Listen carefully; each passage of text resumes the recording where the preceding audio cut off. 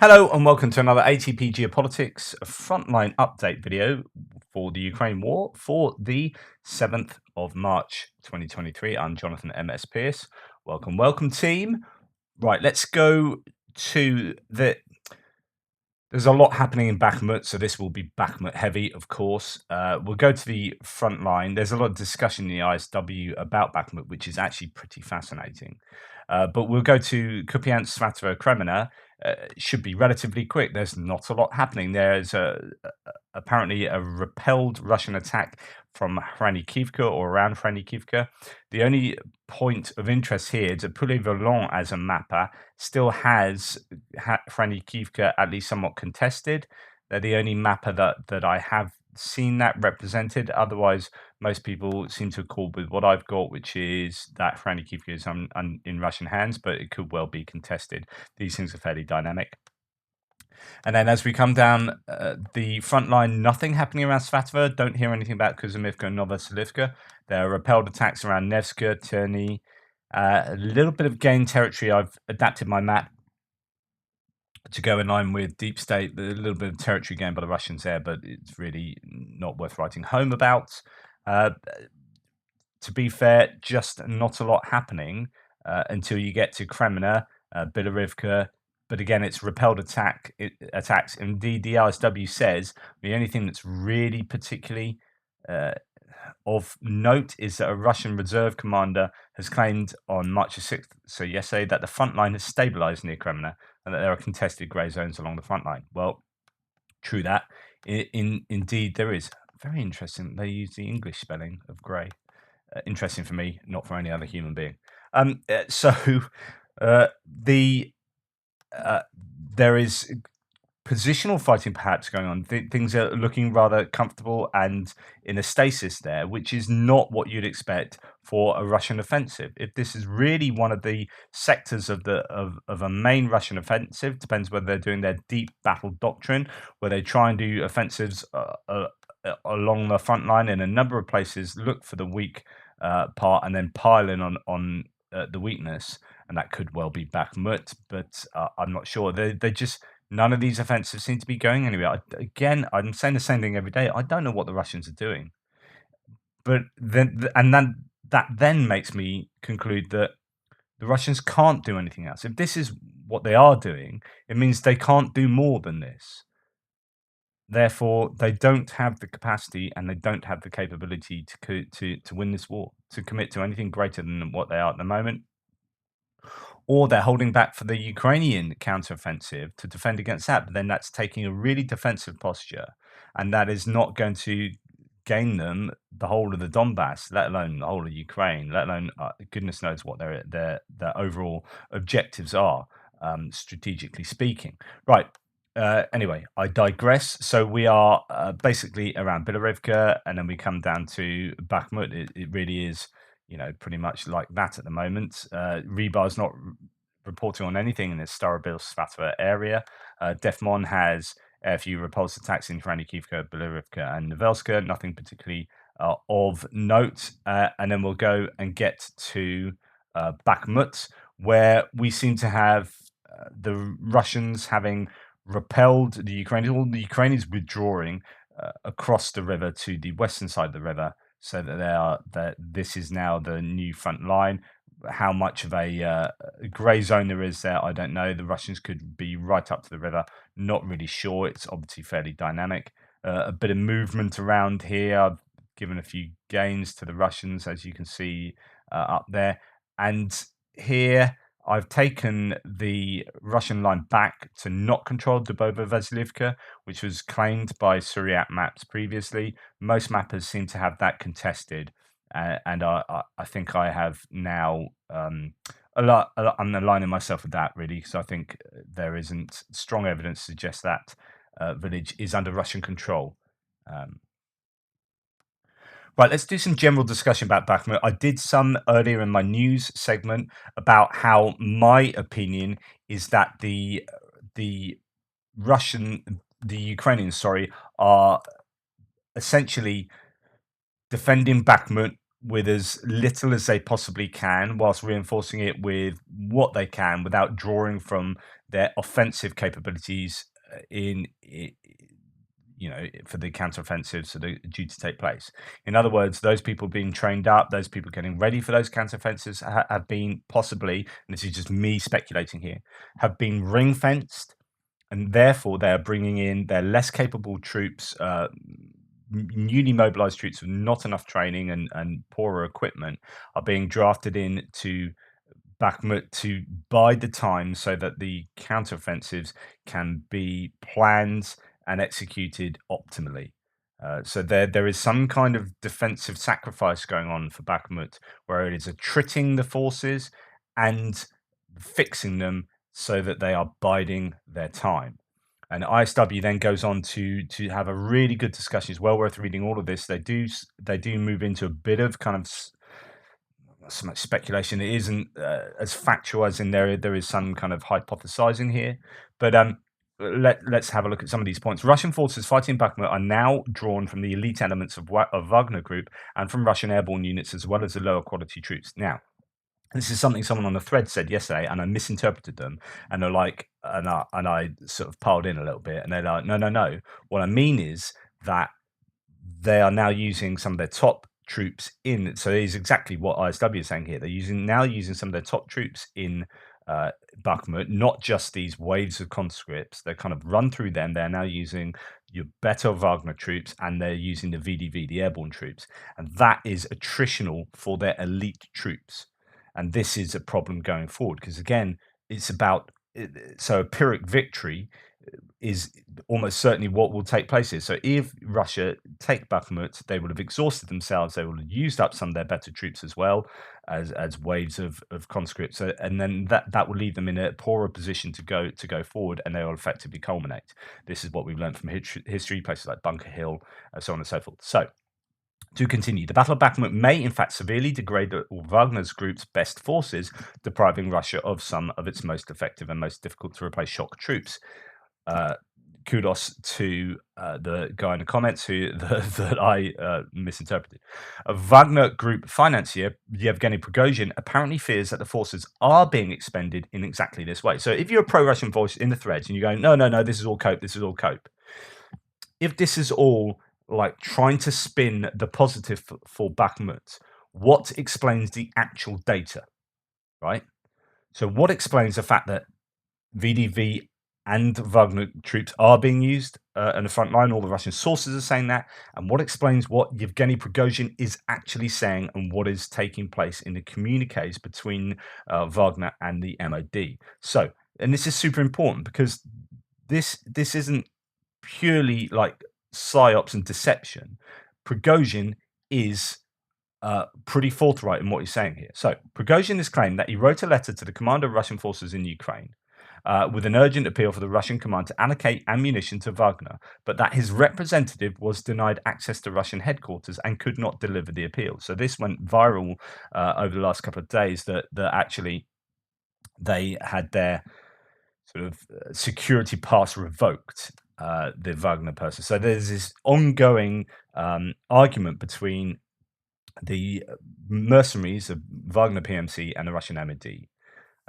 Prigozhin later, I'm going to read it all. Prigozhin later published a response to the Zelensky-Zelensky meeting on March the 6th and claimed that Ukraine has formed a number of offensive groups in Donetsk Oblast to unblock Wagner's blockade of Bakhmut, and that he has been raising the alarm to call for ammunition and reinforcements for Wagner. So you might want to go and watch reporting from Ukraine. So there is a theory that actually there are going to be some Ukrainian sort of counterattacks in the area, that perhaps that they've fixed some Russian forces in here into quite a small area, and they're pummeling them with artillery and hitting them with airstrikes, with helicopter unguided missile strikes both here and in the south, and that this could then lead to some counterattacks here, particularly in terms of freeing up at least one of these main supply routes. Possibly the one in the south seems to be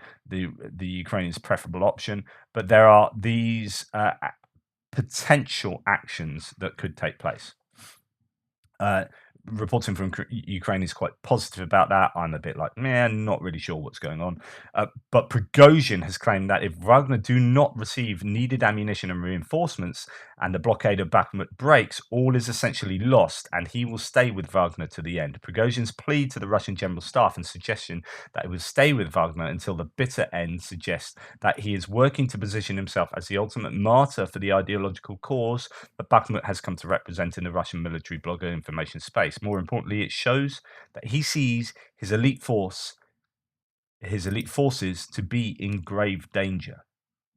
Now, either this is an exceptionally elaborate lie, and this could be deception to lull the Ukrainians into a false sense of security and overcommit troops and do something or other,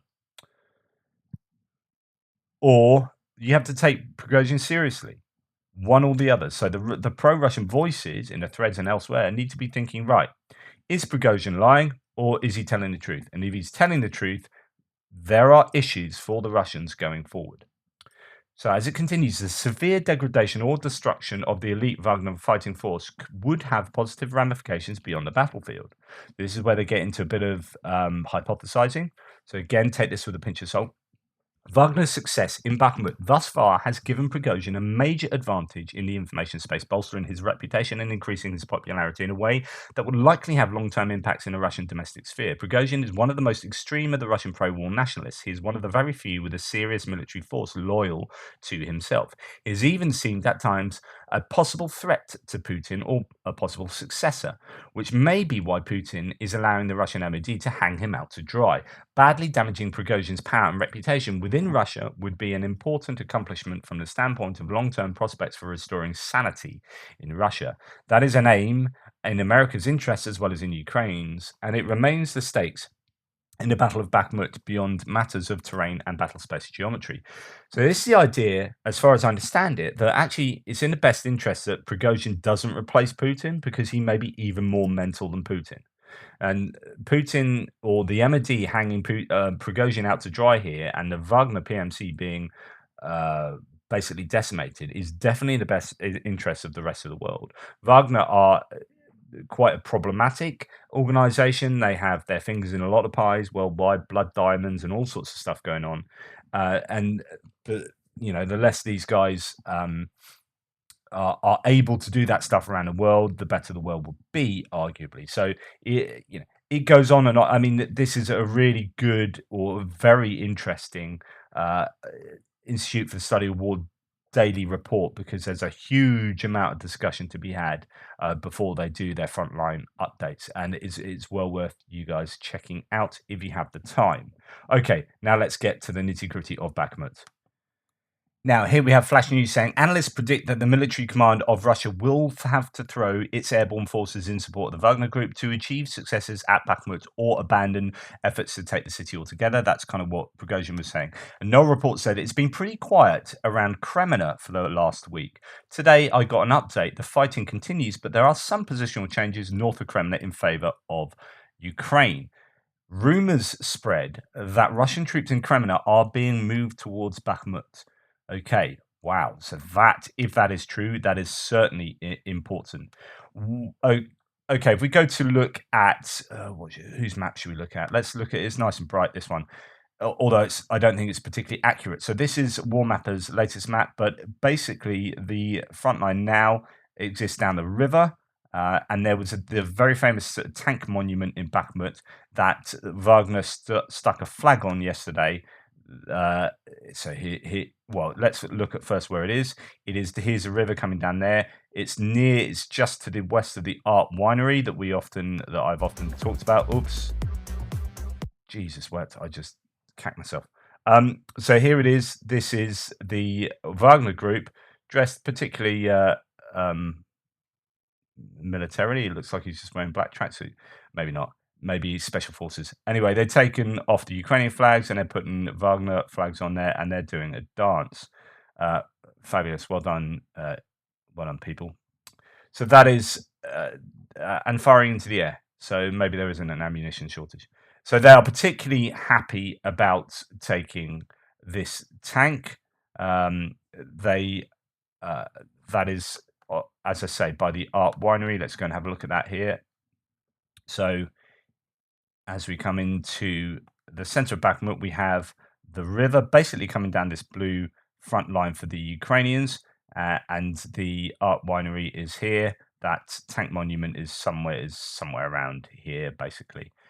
So they have either fully advanced the Russians to the river, or there is some kind of small amount of grey zone between them, to signify that there might be some still last remnants withdrawing or a bit of fighting still going on.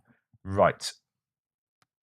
If you want to see a couple of different maps, you can see this one. The Poulet Volants map shows that Dubovo Vasilivka is still under, well, it's a grey zone actually for Poulet Volant, so it's not under Russian control, but there is pressure pretty much everywhere. But notice that the lines for the Russians is to the east now of the canal, and I've adapted my map to fit in line with both Deep State and Poulet Volant here. Noel Reports is changing his maps up. He's visualizing Bakhmut here, nice and colorful visualization. What's going on? The question is whether the Russians will be able to get across this river at all, or whether that natural barrier will maintain. And of course, that all depends on what happens north and south. The river is kind of pointless if they're just going to lose it from the north and the south. So that will be where the Ukrainians are going to be concentrating their efforts. Pro-Russian map of Syriac map says that Russian army now controls 55% of the city. However, if you just take into account the proper kind of urban areas, then it's about 40% of the urban area controlled by the Russians. But there have been the odd bits of gained territory up in the north, but Syriac now themselves do not have the Dubovo Vasilivka village under Russian control. So they have walked that back. Yeah, so if we have a look at Defmon says that there are some rumors saying that the Ukrainians have some success in the northern part. My assumption is that Ukrainians are trying to push the Russians back towards the M03. So that's the road going north. They're trying to push them away from this main supply road that comes in from the west through Kromove. So they're trying to push them back there. There might well be some success in this. My map might be a little bit clearer here. Might well be some success in this area. And I've walked back the Russians in this area towards Stopochki to the west of the canal, broadly up around here, and walk them back a little bit in this area. So it appears that the Russians have been pushed back from the T0504 highway coming into Bakhmut. However, they are very close to it around here as it enters the city. So it could be that as they get to Ivanivska, then they use smaller roads to go into the city rather than try and get in through here. And up north, we'll see what happens around Kromova. The Russians are very close to that, and they will have at least some degree of fire control over that road. Rebar's map here, pro-Russian source, shows sort of counterattacks in the Ivanivska area and in the Bodanivka area here, and indeed to try and move the Russians back from that road point I was talking about. So there is some movement possibly. This might be confirmed by ISW here. A Russian mill blogger notably claimed that Ukrainian troops mounted a counterattack along the Bodanivka-Ivanivska line and near the T0504 Konstantinivka-Chasiv Yar Bakhmut route west of Bakhmut. So there are counterattacks taking place, as according to some of these sources. Rebar says the Ukrainian command is conducting a partial evacuation of the garrison from the city. The only roads to Konstantinivka and Chasiv Yar are under the fire control of Russian units, so the withdrawal is carried out along the country roads under constant shelling. At the moment, the AFU is conducting counterattacks on the Bogdanivka Ivanivska line, so this is what by ISW were referring to Rebar here, in order to preserve the physical corridor from the city in case of a full-fledged withdrawal. So the Rebar are admitting that it is a partial withdrawal, not a full-fledged withdrawal. But then they are also conducting counterattacks, but they could be counterattacks to allow for a full-fledged withdrawal. At the same time, the situation is getting worse every day. The command of the AFU grouping will use a combined armed reserve to assist units in Bakhmut. According to Milinfo Live, formations from the freshly created brigades are starting to be sent to the combat zone. So I don't know what rebar mean here. Getting worse for whom? For Russia or Ukraine? One assumes for Ukraine. In Bakhmut itself, the area of the meat processing plant was completely cleaned up, and they came to the Bakhmut autodrome. Along with this, there is an offensive from Shetraya Street from the south to Mutovka. And on the southern outskirts of the city, Wagner increased the control zone on Shedraya and Karl Marx streets from the south, moving from the waste sorting plant. In addition, Wagner assault units moved a little north along Independence Street. So, what that all means is, if we get to back to the map, is that according to Rebar, anyway, they are basically clearing up around here, all the way down there, and as I said, moving to the south and the southeast as well. Waste sorting plant is all the way back over here, but they are kind of moving towards indeed the river. So pretty much confirming all that has been said. I guess uh, we'll see whether it's going to be really interesting to see what happens today, how serious Ukraine are, because they have announced through Zaluzhny, Zelensky, and Danilov that they are going to hold Bakhmut, but whether that is itself a kind of deception to allow them the time to do a full withdrawal. The counterattacks are not counterattacks to retake territory per se, but to give themselves a chance to get out, or is it counterattacking to hold Bakhmut for a much longer period of time? Time will tell. Okay, there's actually quite a lot to be said about Avdivka. So move down from Bakhmut past Toretsk, New York, to Novobakhmutivka, Krasnohorivka, Avdivka, Pervomaisky, and another Krasnohorivka. There's a Krasnohorivka north and south of Avdivka, and which is pointed out by ISW. Say not this one, that one, not that one, this one. Anyway, there are repulse attacks all over this general area, all the usual places mentioned: Pervomaisky, Vodyany, Krasnohorivka, Nevelska, Kamyanka, Novobakhmutivka also. But what's interesting here for me is the mention of all these different reconstituted forces for the Russians being placed around the area, and it names them all. 114th Motorized Rifle Regiment, 127th Motorized Rifle Division, 5th Combined Arms Army, Eastern Military District, and then Southern Military District, and then Northern Fleet. And then what the ISW then go on to say, quoting one of the Ukrainians, saying that they also noted Russian forces have reconstituted 200 separate motorized rifle brigade from the Northern Fleet following catastrophic losses in Kharkiv Oblast, and redeployed the brigade to the Donetsk area.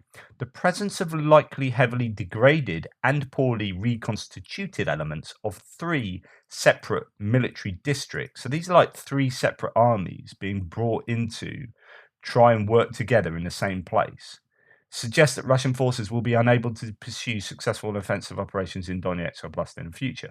So there's already been this trouble for the Russians to do combined arms offensives and for lots of disparate forces to talk to each other. When you've got the DPR, the LPR, Wagner, and then you've got different military districts, each with their own command structures. You then, just around Avdivka, you got 3 different military districts that are made up of reconstituted troops that are degraded forces. It's not a good look for Russia. Things are tough. Yes, it's tough for Ukraine. They're on the defensive. They're trying to hold on to these places under immense pressure on a daily basis. But the attrition to these forces, to the Russian forces in the area, is quite significant. Now, I have to say that Andrew Perpetua has this area no longer under the control of the Russians. So if we go to his claims, where are they? Here we go. That's south. There we go. I'll find it. Here we go. first in the Avdiivka area, changed the area between Novosibirsk, Druha, and Krasnohorivka to a grey area. I'm not sure if Russia ever really controlled the area. So this is that area north there. I have that under control. Deep State map has that. But it could well be that, as Andrew Perpetua's sources are saying, that is not under Russian control. The other thing that's happened, and I never moved my map, but the mappers seem to have. I was talking yesterday about how many of the mappers have moved the Russians up to Sverne here, and that it went all the way across to there. Well, even the Syriac maps, Deep State, Andrew Perpetua. There's a walking back of the Russian lines south of Sverne there.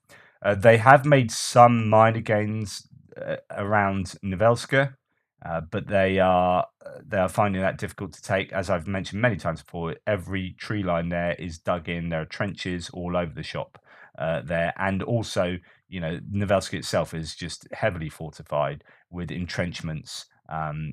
You can see entrenchments. This is a old 2018 map, but there are still entrenchments there now.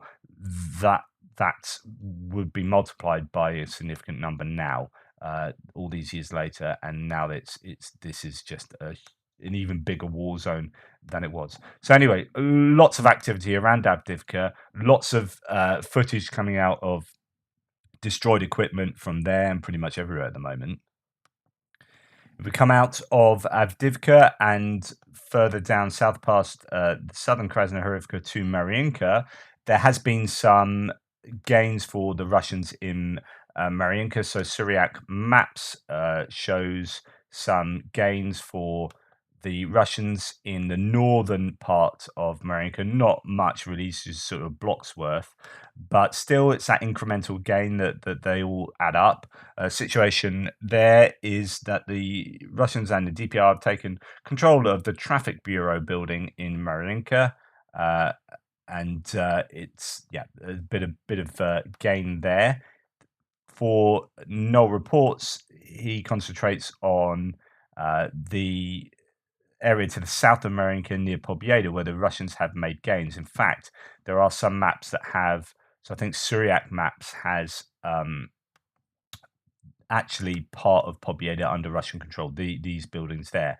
This is, although it just sounds like a few buildings, this is actually pretty significant. So all the mappers have a gain for the Russians here up to Pobieda, so they have made gains. If Pobieda falls, then that opens up the Russians to take, there's a vast amount of land here they can arguably move into, and it allows them to flank Mariinka and then concentrate on either these and or these settlements themselves. So actually, as tiny as Pobieda is, you could argue it unlocks a much wider sort of area. So that is important, and one would hope that the Ukrainians, if you're pro-Ukrainian, can hold on to Pobieda in order to keep Mariinka under control, or at least contested. Mariinka is not a city anymore. I mean, this is.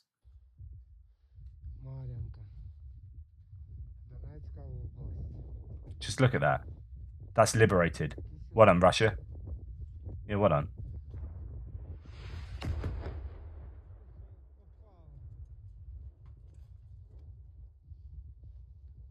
I wouldn't be standing there so calmly myself, but there you go. Yeah, so that is Mariinka. Let's see if Rebar has anything to say.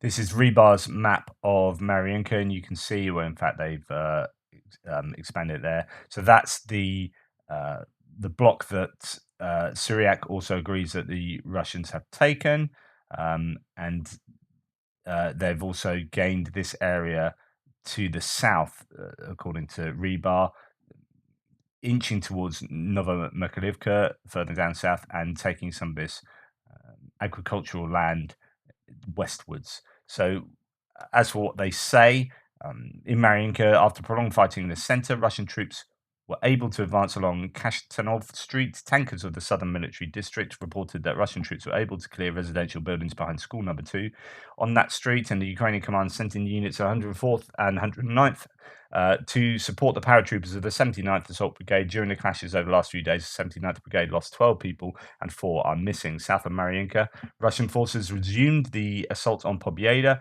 The troops managed to advance to the northeast outskirts of Pobjeda, but the AFU, using anti-tank units and copters, pushed the forces of the Russian armed forces back almost to their starting positions. So that is a rare piece of humility there, maybe from Rebar, that the Russians were pushed back in Pobjeda. So we shall see how that develops. And then we come down to Vuhledar. Here, I've changed my map. There were claims that the Russians were in these dachas again. Andrew Perpetua has said that they are there, but the area control has been clarified and it looks kind of like a bird sitting on Mikilska. So that I've aligned my map with his. It is tough in Vuhledar as ever. There's quite a lot of footage has come out of there that I've shown you. It's been somewhat quiet the last few days, although there are these claims that the Russians are in the dachas, which they weren't sort of a week ago. I mean, they have been previously. It's quite dynamic. The ISW says mill bloggers warn that Ukrainian troops are preparing for counter-offensives near Vuhledar. Russian force capacity and consistent failures to take ground in western Donetsk Oblast have become a clear point of neuralgia for the Russian military command, as ISW has previously assessed. Anxiety emanating from the Russian military blogger community regarding Ukrainian counter-offensive capabilities in the sector of the front is likely emblematic of greater breakdowns in the Russian information space following persistent losses in the Vuhledar area. This is the idea that Vuhledar has not been good for the Russians, and the military blogger community know that, although they are amplifying Russian activity in the Dacha area at the moment, so there is fighting going on there. Not other than that, not too much to report.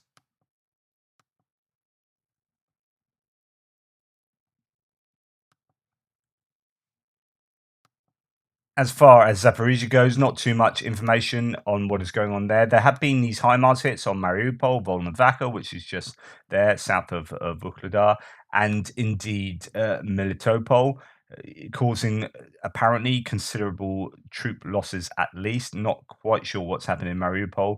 Volnovakha was an accumulation of possibly even officers and whatnot. They were celebrating something there in a bar there, and it was hit by HIMARS, a couple of HIMARS. And Melitopol, the rumors are that a couple of hundred troops died there. So this could explain why there's been a big uptick in troop losses over the last few days. There's been a hit on airfield in Sevastopol, which is about 230 kilometers from the front line. So it's probably a long-range drone, one would assume. And there have been claims of activity happening on these islands. The Ukrainians hit a Russian base on one of these islands, apparently, and the ISW are talking about how the Russians have been hammering Ukrainians with artillery there. So if we have a look at this, where are we? So Russian forces continue struggling to maintain fire control over Dnipro River Delta in Kherson. Geolocated footage from a Russian mill blogger shows Russian forces striking Ukrainian reconnaissance groups on Veliki Potemkina Island near Belodrova. The mill blogger posted footage of 2 other engagements on February the 27th, so going back a week, and claimed that Russian forces forced Ukrainians to retreat from their positions after half an hour of artillery fire, but the ISW is unable to confirm that.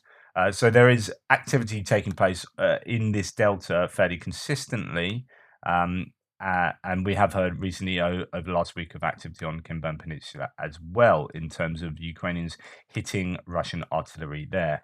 Anyway, well, there was a huge number of artillery pieces lost yesterday, 23, as according to the Ukrainian figures. What represents that? Why is there 23? That's a huge uptick for artillery. Has it been a concerted effort? Is this something to do with the artillery being hit on Kinburn Peninsula? Is it elsewhere? Is it an accumulation? I don't know. But it would be nice to find out. Anyway, thank you. That's the Frontline update for today. Hopefully you enjoyed that, or at least not enjoy it. It's not enjoyable. Get some. It informs you and helps you to navigate the muddy waters of this war. Please like, subscribe, and share. And if you fancy supporting or showing your support for Ukraine, there is uasupporter.com/ATP. If you put /ATP, then anything sold on there, I get a tiny bit of commission to my own channel. So that's always appreciated. uasupporter.com/ATP. Anyway, thank you so much for your support. Really appreciate that. Take care, and I will hopefully speak to you later. Oh, nice white screen.